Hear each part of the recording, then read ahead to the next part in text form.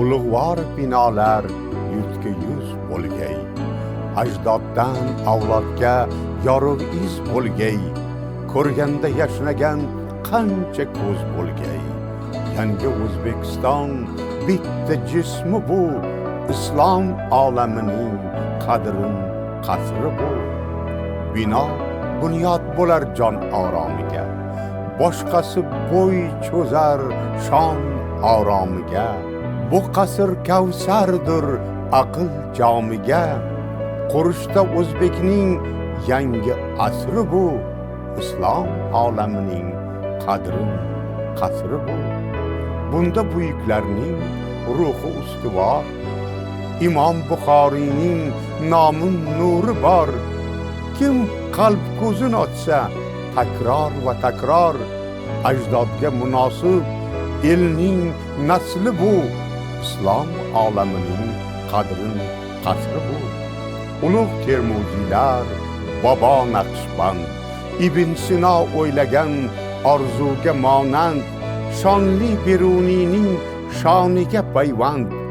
O'lmas daholarning hayot darsi bu, islom olamining qadrin qasri bu. Tarix tilga kirsa olam uyg'onar, quvonch uyg'onadi, alam uyg'onar. Bu dargohga kirgan odam uyg'onar, millat murodining asli bu, islom olamining qadrin qasri bu. Qur'on qudratini ko'rmoq bo'lganlar, o'zbek ibratini ko'rmoq bo'lganlar, iymonida sobit turmoq bo'lganlar, ilm ma'rifatin so'nmas shamsi bu, islom olamining qadrin qasri bu. Qadim tarix din ilmin rosti shunda, birinchi Renessans bo'y basti shunda, ikkinchi Renessans nur dasti shunda. Boqiy o'tmishimiz ilmiy ismi bu, islom olamining qadrin qasri bu.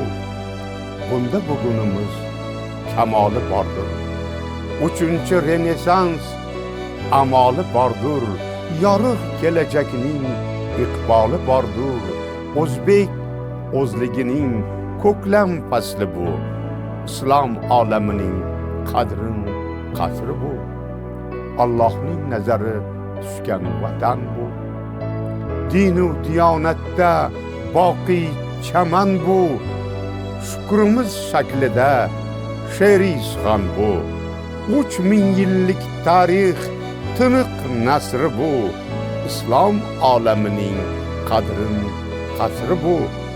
Bu ochiq kitobdir, islom kitobi, olam orzu qilgan ilm shitobi.